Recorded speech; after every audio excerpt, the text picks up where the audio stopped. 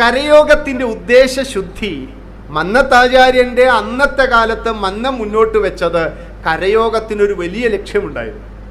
ഇന്നത്തെ കരയോഗങ്ങളുടെ ലക്ഷ്യവും അന്നത്തെ കരയോഗങ്ങൾ ഉണ്ടാക്കപ്പെട്ട ലക്ഷ്യവും, ഒരു സംഘടന ഉണ്ടാകുമ്പോൾ ആ സംഘടനയുടെ ആദർശം, അസ്തിത്വം, അസ്മിത, അതിനാണ് ആ സംഘടന നിലനിൽക്കുന്നത്.